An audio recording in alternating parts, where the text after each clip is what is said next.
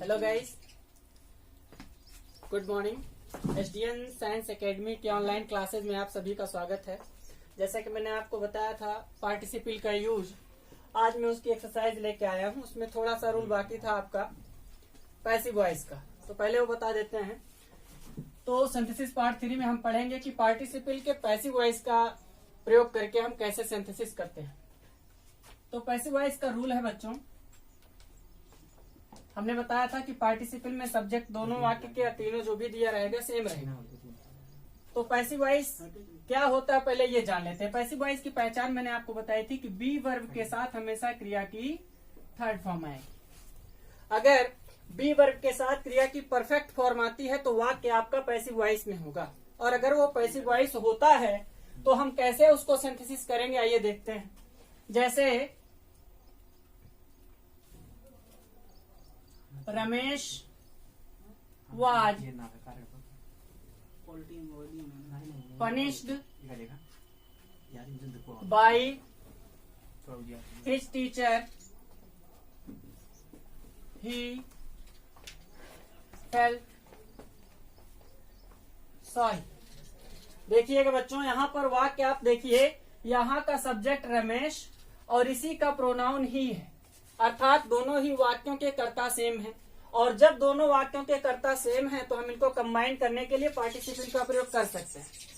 तो यहाँ देख रहे हैं कि बी वर्ब है और यहाँ क्रिया की परफेक्ट फॉर्म है। तो ये हम कैसे, ये हमें पता चल गया कि अमुक वाक्य हमारा पैसिव वॉइस है।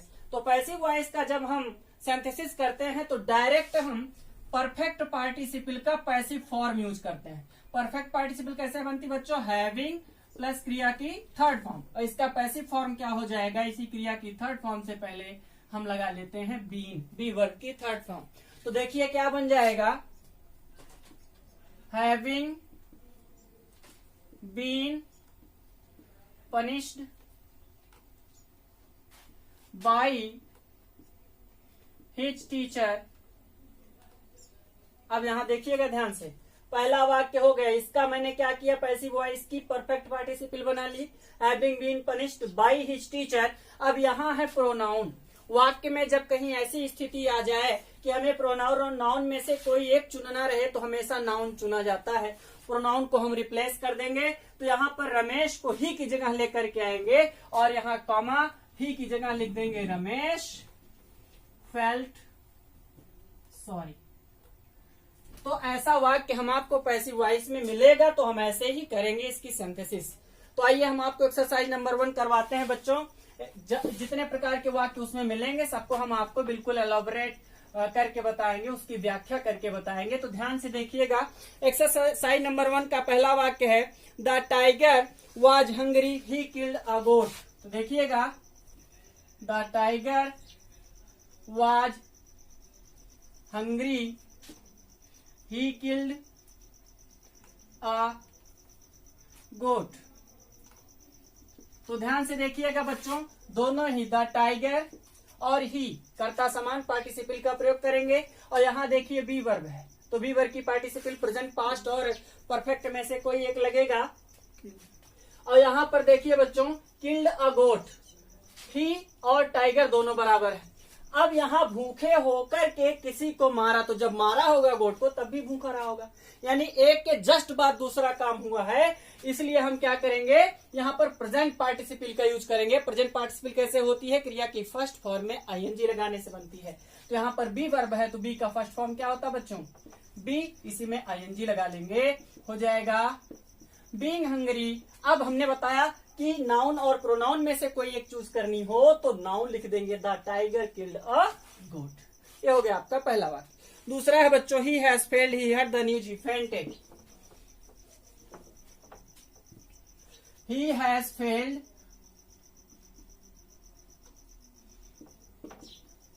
ही हर्ड द न्यूज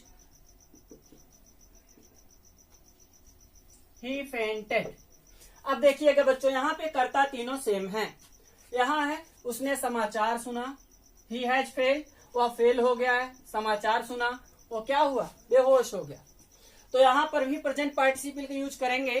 तो पहले क्या काम हुआ है, पहले वो फेल हुआ है और समाचार सुना है, फेंट हुआ है। तो जब ऐसी स्थिति है, 3 वाक्य हो, तीनों क्रिया आपके पास हो, तो एक क्रिया को आप ऐसा करिए कि नाउन बना लिया कीजिए। तो यहाँ पर देखिए फेल का हम नाउन बना लेंगे। तो फेल की नाउन क्या हो जाएगी बच्चों? फेल्योर हो जाएगी।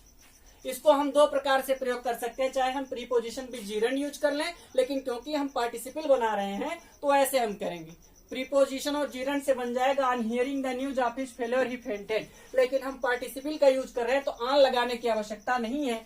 हियर को पार्टिसिपल बनाएंगे तो हियर का हो जाएगा बच्चों हियरिंग, सुनकर, क्या? द न्यूज, समाचार सुनकर, किसका? फेलियर का। His, of his failure, comma he fainted. यह आपका हो गया सिंपल सेंटेंस। अगला वाक्य है आपका, the pupil saw the flame they ran towards the burning house. The pupil saw the flames they ran towards the burning house. अब देखिएगा बच्चों, द प्यूपिल और दे, ये दोनों ही वाक्यों के कर्ता एक है। प्यूपिल के लिए दे यूज हुआ है तो पार्टिसिपल यूज करेंगे। लोगों ने आग की ज्वाला को देखा, वे जलते हुए घर की ओर भाग पड़े। तो तुरंत भागेंगे, जाहिर सी बात है। तो प्रेजेंट पार्टिसिपल का प्रयोग फिर करेंगे, तो सी का आप आईएनजी लगा लेंगे। क्या हो जाएगा बच्चों? Seeing the flames. और फिर प्रोनाउन और नाउन में से एक को आपको चूज करना, क्या करेंगे? यहाँ पर द प्यूपिल कर देंगे। The pupil ran towards the burning house. ये वाक्य आपका हो गया। अगला है बच्चों आपका, I was hungry I took my food. I was hungry I took my food. अब यहां पर देखिएगा, मैं भूखा था मैंने भोजन किया। तो भूखा था भोजन किया, दोनों एक के बाद, जैसे ही खाना खाएंगे उसके पहले भी आपको भूख रहेगी। तो एक वाक्य के बाद दूसरा हुआ, लेकिन यहाँ बी वर्ब है, इसलिए क्या करेंगे? बी में आईएनजी जोड़ेंगे। तो क्या हो जाएगा बच्चों? हो जाएगा being hungry, comma I took my food. ये हो जाएगा। अगला देखते हैं, I saw a man he was blind he was carrying a lamp in his hand. I saw a man he was blind he was carrying a lamp in his hand। ऐसे वाक्य आपको मिलेंगे बच्चों कि जिसमें ऑलरेडी आपको participle दिया रहेगा, ऑलरेडी आपको पार्टिसिपल के रूप में वाक्य मिलेंगे। ऐसा ही वाक्य आपका देखिएगा, आई सा ए मैन, और मैन के लिए ही मैंने आपको दूसरा ही रूल बताया था कि जब आपके सब्जेक्ट सिमिलर हो तब भी पार्टिसिपल का प्रयोग करते हैं, लेकिन यदि सब्जेक्ट सिमिलर ना मिले तो ऑब्जेक्ट अवश्य मिलता है। यहाँ देखिए ऑब्जेक्ट मिल रहा है, और इसी की यहाँ पर मॉडिफिकेशन है। तो ब्लाइंड को मैन से पहले लाएंगे, क्या हो जाएगा? आई सा अ ब्लाइंड मैन। इतना बन गया, 2 वाक्य तो कनेक्ट हो गए आपके। तीसरा क्या है? ही वॉज कैरिंग, उसकी विशेषता पार्टिसिपल दिया गया बच्चों, कैरिंग। तो क्या करेंगे? उसी मैन के बाद कॉमा और carrying a lamp in his hand. कैसे हो जाएगी synthesis? I saw a blind man. अब इस मैन की क्या विशेषता है? Carrying a lamp in his hand. एकदम आपका। और प्रीपोजिशन से बनाएंगे तो आई सा a blind man with a lamp in his hand. चाहे हैविंग से भी बना सकते हैं। अगला वाक्य है आपका बच्चों, Mahesh Bhupathi was defeated by Leander Paes he was much disappointed. Mahesh Bhupathi was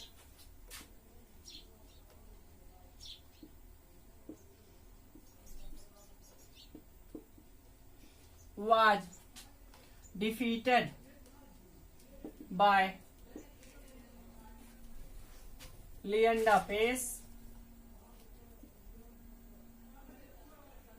He was much disappointed. यहाँ आपको ध्यान देना, डिसअपॉइंट कौन था? जो हारा होगा। तो लिएंडर पेस के लिए ही आया यहाँ पर, यानी ऑब्जेक्ट का सब्जेक्ट से मैचिंग है तो पार्टिसिपल का प्रयोग कर सकते हैं। लेकिन यहाँ एक और चीज ध्यान देने वाली बात है बच्चों की बी वर्ब के साथ क्रिया का थर्ड फॉर्म, अर्थात ये वाक्य आपका पैसिव वॉइस है। तो पैसिव वॉइस कैसे बनाते हैं? हैविंग बीन थर्ड, तो हो जाएगा हैविंग बीन डिफीटेड। ये हो गया पैसिव वॉइस आपका। बाई किसके द्वारा? लिएंडर पेस। सॉरी गाइस, एक चीज मैंने बताया कि इससे कनेक्टेड है, ये महेश भूपति डिफीट किए गए, तो यही जो है महेश भूपति के लिए। I am sorry for that. तो देखिएगा having been defeated by Leander Paes. Leander Paes. अब यहाँ पर कॉमा, मैंने फिर बताया कि जब नाउन और प्रोनाउन में से एक चुनना रहे तो हम नाउन चुनेंगे। अब ही के स्थान पर कर देंगे Mahesh Bhupathi was much disappointed. फिर से वाक्य देख लीजिएगा, बी वर्ब के साथ क्रिया का थर्ड फॉर्म है, इसलिए पैसिव वॉइस है। और पैसिव वॉइस में क्या करते हैं? हैविंग बीन प्लस क्रिया की थर्ड फॉर्म लगाते हैं। यहाँ ऑलरेडी लगा हुआ है पैसिव वॉइस में, जैसा कि आपको मिलेगा। तो इसकी हम बना लिए participle, having been defeated by Leander Paes. अब ही क्या है? प्रोनाउन है, लेकिन हमें नाउन लिखना है तो महेश भूपति लिख दिए, बाकी was much disappointed. Okay guys, next one. I saw a man, he was smoking a cigarette.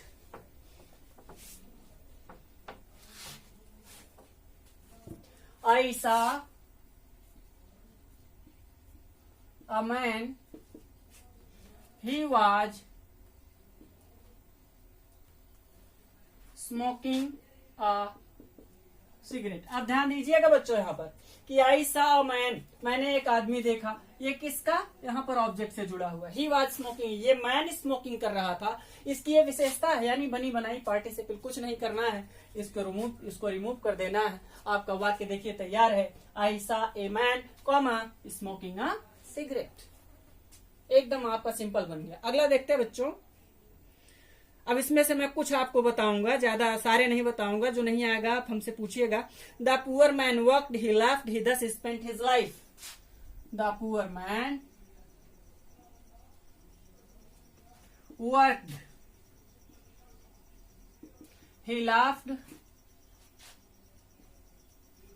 thus he spent his life. अब देखिएगा, द पुअर मैन गरीब आदमी, वर्कड काम किया, हंसा, इस प्रकार उसने अपना जीवन व्यतीत किया। तो देखिएगा यहाँ पर दो क्रियाएं हैं, काम किया, हंसा और जीवन व्यतीत किया। इसी को हम बना लेंगे बच्चों, हंसते हुए, काम करते हुए जीवन व्यतीत किया, प्रेजेंट पार्टिसिपल। तो working and laughing.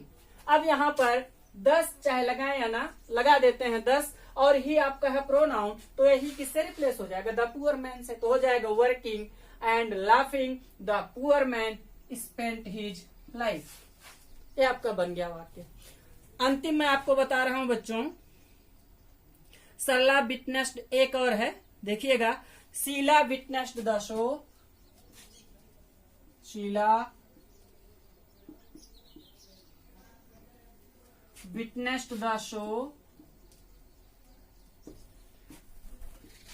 She witnessed 3 dolls,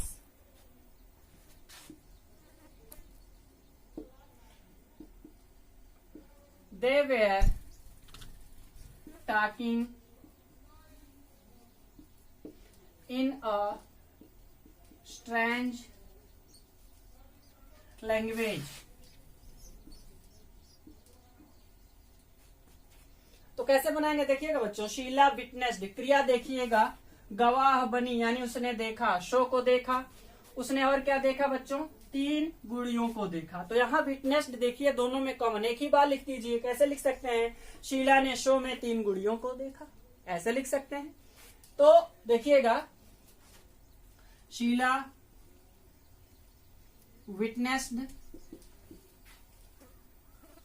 3 dolls in the show, और चाहे लिखें 3 विटनेस्ड द शो, एंड से जोड़ लें, एंड 3 dolls। अब क्या है आगे? दे वेयर टॉकिंग, ये गुड़ियों की विशेषता है। देखो, बना बनाया पार्टिसिपल, डॉल्स के बाद टॉकिंग इन स्ट्रेंज लैंग्वेज आपकी सिंपल हो गई। तो ये बच्चों मैंने एक्सरसाइज नंबर 1 के कुछ वाक्य आपको बता दिए हैं। अगला वाक्य है आपका a funny fox saw some grapes they were hanging from a vine। तो देखिएगा a funny fox saw some grapes hanging from a vine, क्योंकि ग्रेप्स की विशेषता क्या है, वो वाइन से लटक रहे। तो ऐसे ही आपको एक्सरसाइज नंबर 1 आप करिएगा। If there is any problem, I'm here to help you at any time. Just you have to message me, whether it is online or you have to comment on YouTube channel, so that I may help you as much as I can. And आप जानते हैं कि मैंने exercise number 1 आपको कराया synthesis, and I hope आप इसे समझ गए हैं। तो आगे आपको मैं फिर अगले क्लास में अभी कल आपको इन्फिनिटिव और नॉमिनेटिव एब्सोल्यूट का क्लास आपके लिए आने वाला है। तो तब तक आप इसको खूब अच्छे से ड्रिल करिए, और कहीं भी कोई समस्या होगी तो मैं आपके लिए आपकी सेवा में तत्पर हूँ, और एसडीएन परिवार आपके लिए एकदम तत्पर है। तो आज इस क्लास को ही समाप्त करते हैं। नमस्कार।